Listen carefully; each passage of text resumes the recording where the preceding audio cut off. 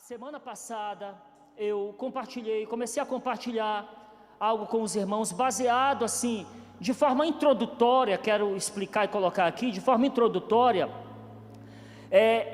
baseada no que os discípulos de Jesus, quando estavam no barco com ele, disseram, maravilhados com o grande milagre realizado ali, né, com a autoridade de Jesus, ao declarar para a tempestade e para o vento, para que se acalmassem, e ele disse lá, está lá em Mateus 8, do 26 ao 27, Mateus 8, do 26 ao 27, e ele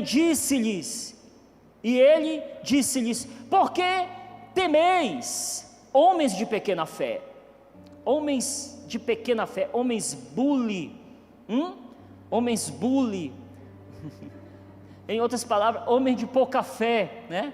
Eu quis fazer uma brincadeira aqui, mas ele falou aqui pequeno, mas tem umas passagens que Jesus fala pouca fé, aí é o homem bule, né? O seu homem bule, mulher bule de pouca fé, entendeu? Bule pouca, melhor parar, né? O Caleb lá atrás está quase fazendo assim, pai, tá bom já, pai, não teve graça. Homens de pouca fé. Então levantando-se repreendeu os ventos e o mar, e seguiu-se uma grande bonança, e aqueles homens se maravilharam, dizendo, que homem é este, que até os ventos e o mar lhe obedecem, amém, queridos? Maravilhados, que homem é esse, quem é ele, né? A maravilha de testemunhar, né?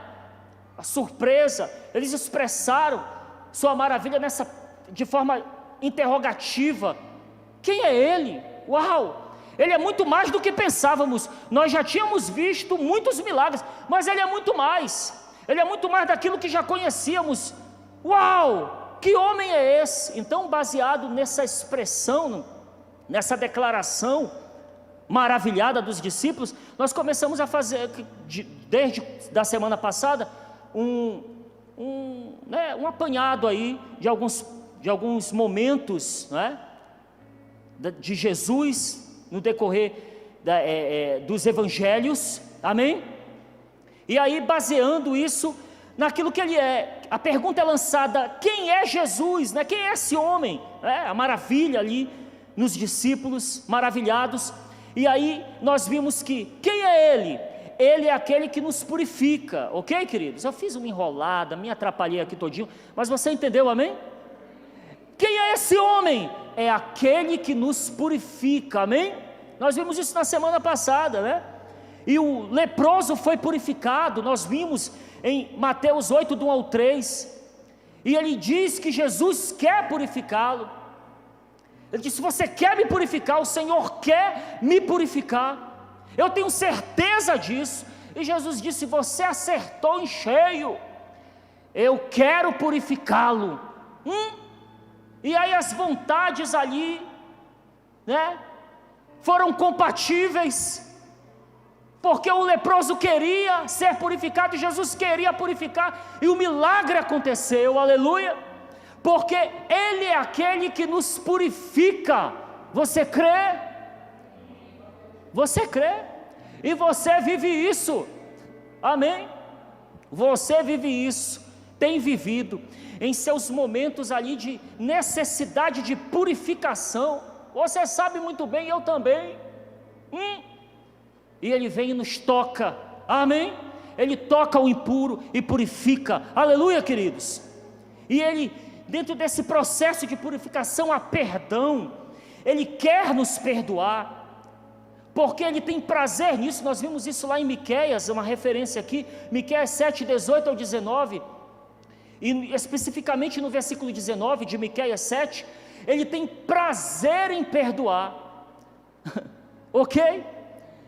Às vezes a gente, para perdoar, a gente perdoa meio que na marra, né? Meio que na marra, lá vai eu ter que perdoar de novo, vou ter que perdoar, tá bom, né? Fazer o quê?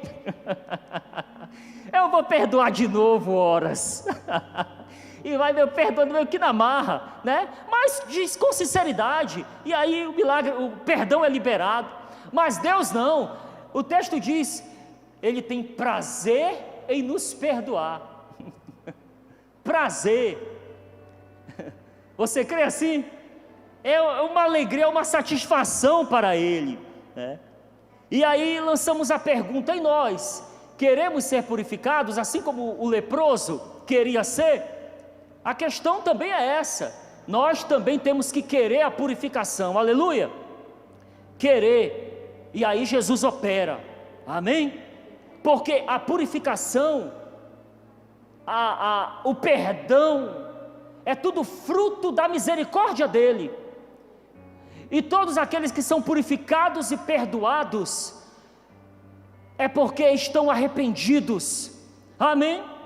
Arrependidos, e quem está arrependido, alcança de Deus essa graça, esse favor maravilhoso.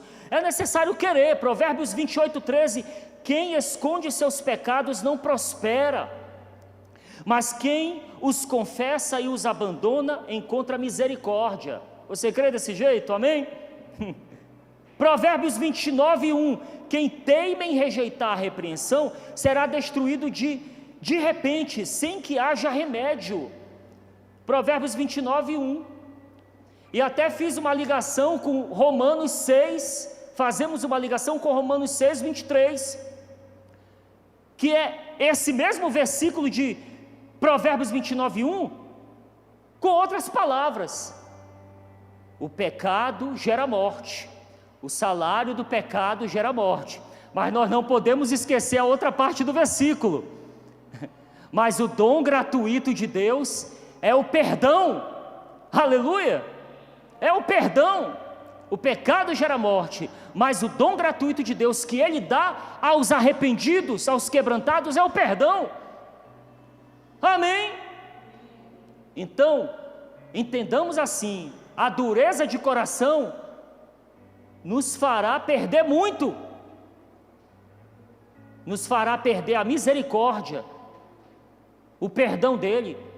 Não, 1000 vezes não, amém, queridos? 1000 vezes não. Então quem é esse homem? É aquele que nos purifica. E quem é esse homem? Indo para um ponto para hoje aqui, quem é esse homem? Ele é aquele que nos renova, amém? Aquele que nos purifica e aquele que nos renova.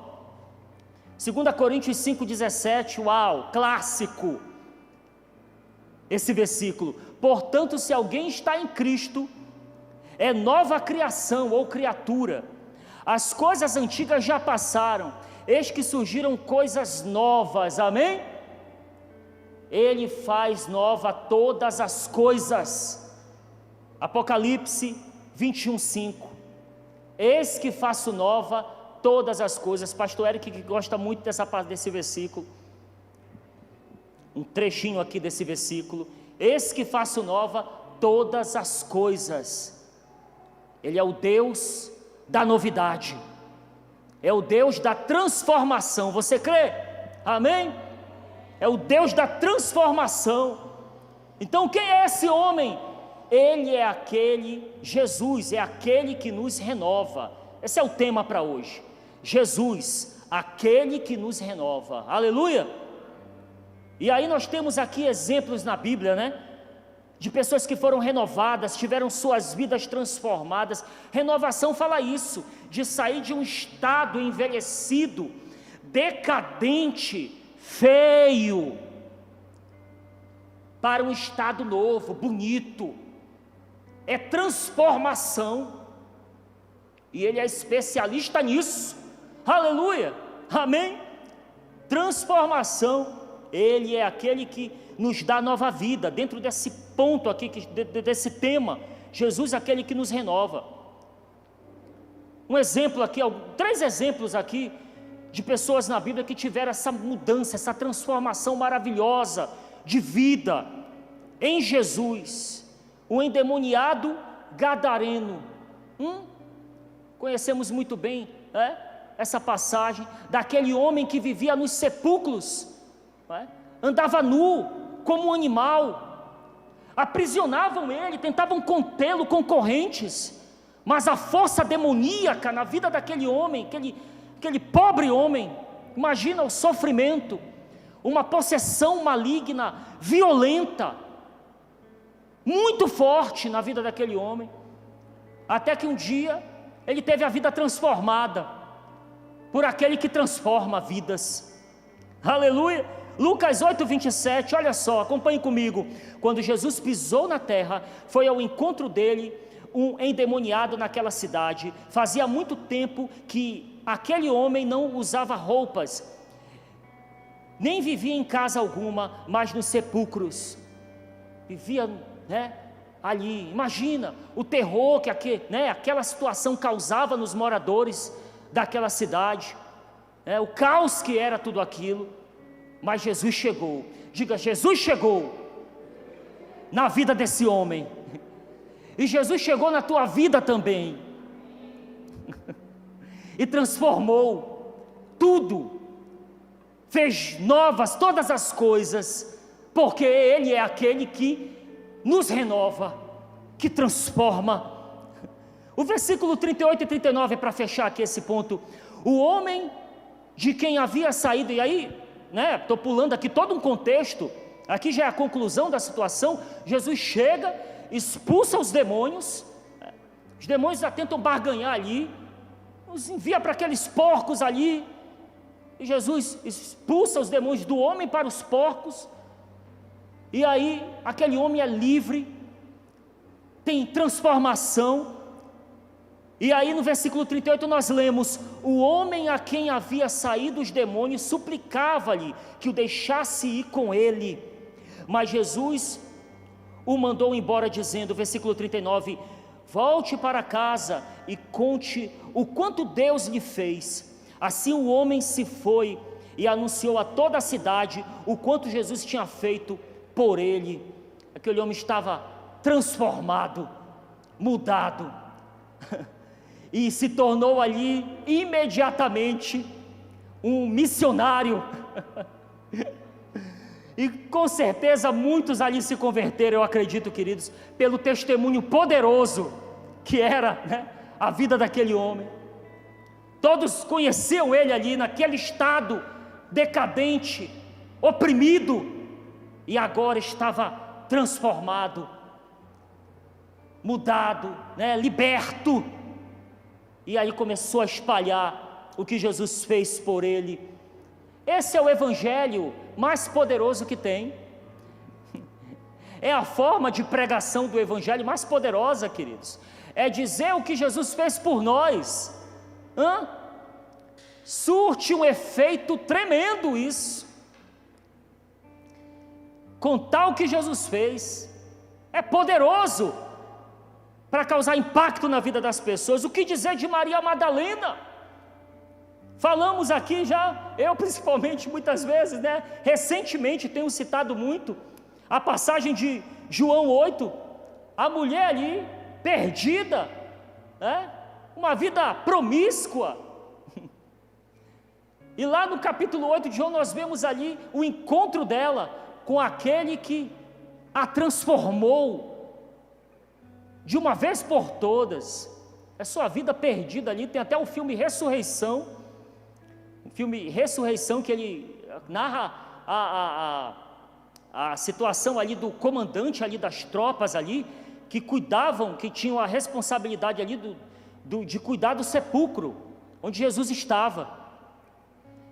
E Jesus ressuscitou, desapareceu o corpo. E aí esse comandante, o que aconteceu?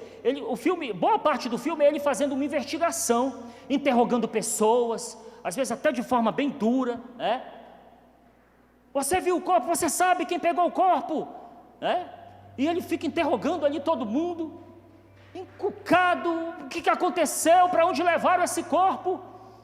Aí ele tem um momento do filme que ele chega no vestiário, onde tem os soldados, vários e vários soldados. Aí ele chega lá e, algum de vocês aí conhecem uma tal de Maria Madalena? Porque eu ouvi dizer que ela viu Jesus, que ele ressuscitou e que apareceu para ela. Eu ouvi falar que ela o viu ressuscitado. Vocês conhecem essa tal de Maria Madalena? Que eu quero conversar com ela, quero interrogá-la. Todo mundo levantou a mão. Nós a conhecemos muito bem, comandante, para dar um entendimento de como era, né? Pelo menos no filme dá esse, né? Tenta ilustrar a coisa dessa forma. Mulher perdida, mas encontrou misericórdia e teve a vida transformada. E lá nós vemos o resultado disso em Lucas, né? 7, do 37 ao 38, na casa de Simão. E Zaqueu, Zaqueu, outro exemplo de alguém que teve a sua vida transformada. Um homem ali corrupto, não é? Ele confessou que era corrupto. Ele subiu naquela árvore, humilhou-se, estava nem aí. Eu quero ver esse tal de Jesus. Dizem que ele não é comum, ele é diferente. Quem é esse homem? Quem é esse homem? Eu quero vê-lo. E ele subiu na árvore, todo mundo rindo ali e tal, ele não estava nem aí. Jesus olhou para ele: ei, eu vou dormir na tua casa hoje, hein? Vou ficar lá. E ele fala e começa a ter frutos de arrependimento, a declarar: olha, a partir de hoje vai ser assim. E Jesus sentiu sinceridade no coração dele, tanto que Jesus disse: hoje teve salvação aqui nessa casa. Jesus sentiu a sinceridade de arrependimento na vida daquele homem, que estava tendo ali naquele momento a sua vida mudada para sempre. Ele não era mais como antes. Hoje teve salvação, transformação, amém, queridos? Mudança de rumo, de trajetória. Ele teve a vida transformada, porque Ele é aquele que nos traz nova vida.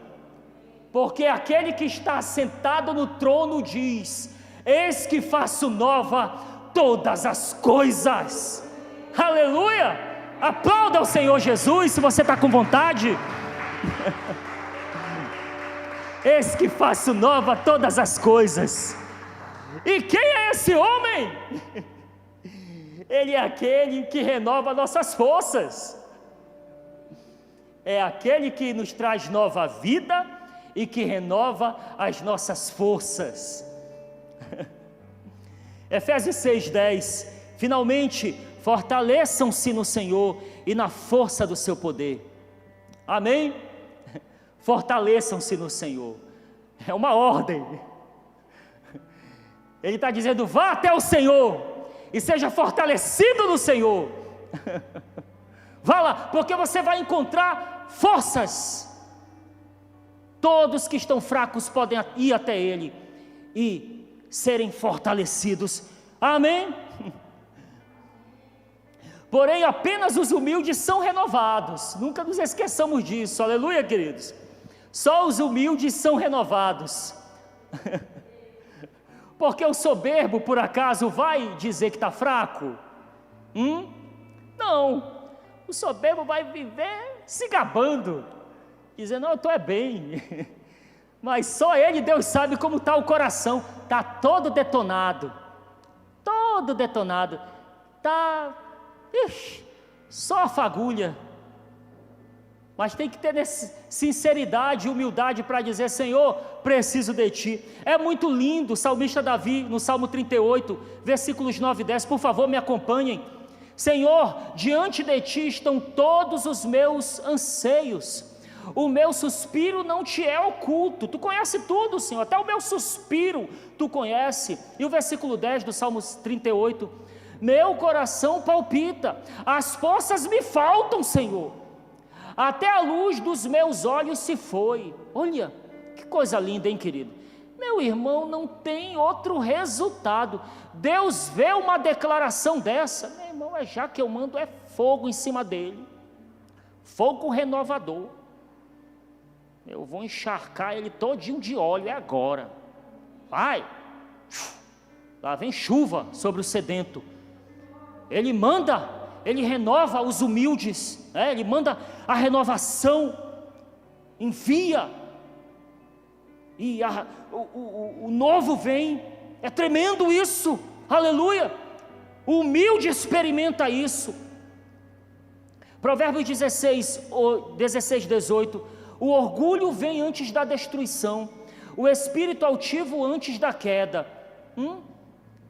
Tem outra, querido: destruição, queda, fruto do orgulho.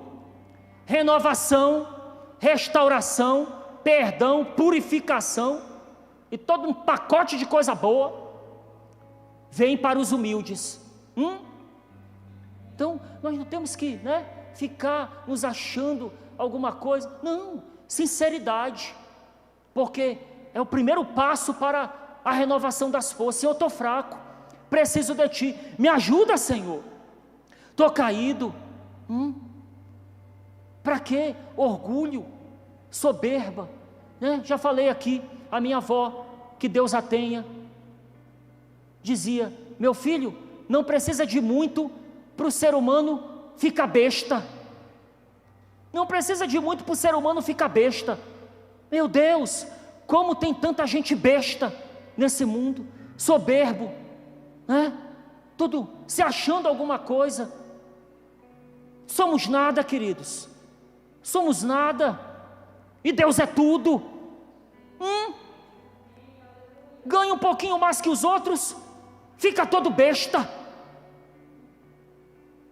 Tem um pouco mais de estudo, fica todo besta. Compra um carro, fica todo besta.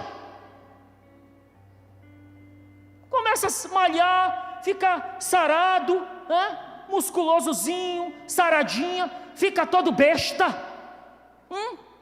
Você fica todo besta, se achando alguma coisa. Ora muito, fica todo besta. Não, porque eu oro muito, jejum, sou o cara do jejum.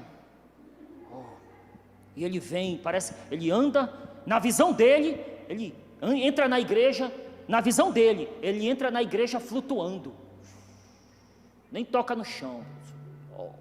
Não, porque, sabe como é, eu busco, oro muito, super espiritual, é o crente pavão, todo,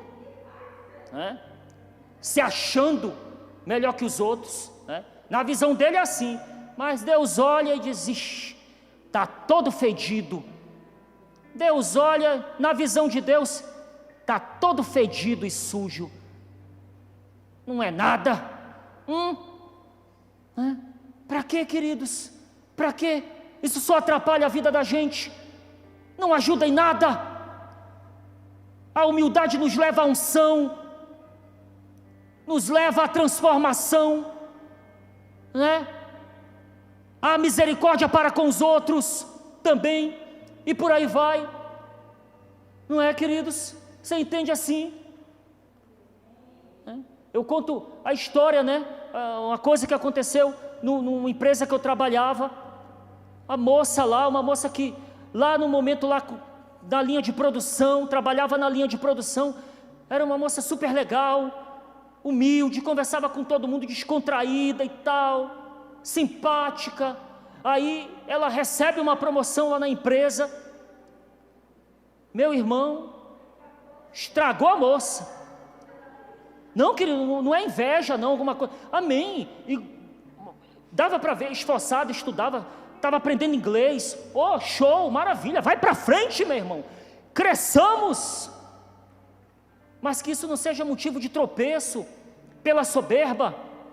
Meu irmão, a moça ficou mudada, passava lá pelos mesmos colegas lá do chão de fábrica, e não dava, estou dizendo que vai ter que ficar, ei, aí, não, mas pelo menos o básico, as pessoas falavam com ela e ela já, nem aí, desprezava, destratava, até que um dia na fila lá do refeitório, ela estava na fila, aí um colega meu que tinha o pavio meio curto, não gostava muito não tinha muita paciência, e já estava meio que por aqui com ela, aí perguntou as horas, Que horas são aí, fulano? Aí ele, tal hora. O quê? Tal hora, está aqui, ó. Aí, mas tu é muito besta mesmo, ele falou para ela, né? Tu é muito boba, menina. Tu é muito boba. Tá com a barriga aí cheia de bosta. A barriga cheia de bosta. E fica aí querendo ser alguma coisa melhor que os outros. Não sei o que. Ela começou a se espernear lá. Vou contar para o teu supervisor. Pode ir lá falar, estou falando as verdades aqui para você. Sabe, queridos? Então, que Deus nos guarde, amém? Da soberba, porque nos atrapalha a receber o fortalecimento, aquilo que é de Deus. Nos torna pessoas antipáticas, pessoas antipáticas. Não, em nome de Jesus, amém? Não mesmo. Ele é aquele que nos renova. O humilde recebe renovo. O Salmo 92, versículo 10 aqui, para fechar, os irmãos do louvor já podem até caminhar para cá, por gentileza. O Salmo 92, 10. Tu aumentaste a minha força como a do boi selvagem, e derramaste sobre mim o óleo novo. Amém? Tu aumentaste a minha força como a do boi selvagem. O Senhor nos faz como bois selvagens, amém, queridos? Bois selvagens. Você é selvagem. Você é selvagem. Sabe o que significa isso? Que você não se dobra para as circunstâncias, porque você é forte como um boi, e um boi selvagem não consegue, as circunstâncias não conseguem domar você, amém? As circunstâncias vêm, os problemas, ela quer vir sobre ti e te colocar um jugo para você ficar ali acuado, mas você se esperneia e dá coice, e você pinota. Não, aqui não, as circunstâncias não me domam, porque eu sou selvagem. Eu sou selvagem. O Senhor me dá a condição de não ser domesticado, dominado pelas circunstâncias, pelo caos. Você entende? Você é assim no Senhor. Ele te renova, Ele te fortalece e derrama sobre você um óleo novo. Amém? Ele renova minhas forças como a do boi selvagem, e sobre mim derrama óleo novo. Ei, presta atenção, há uma unção nova todo dia. Óleo fresco,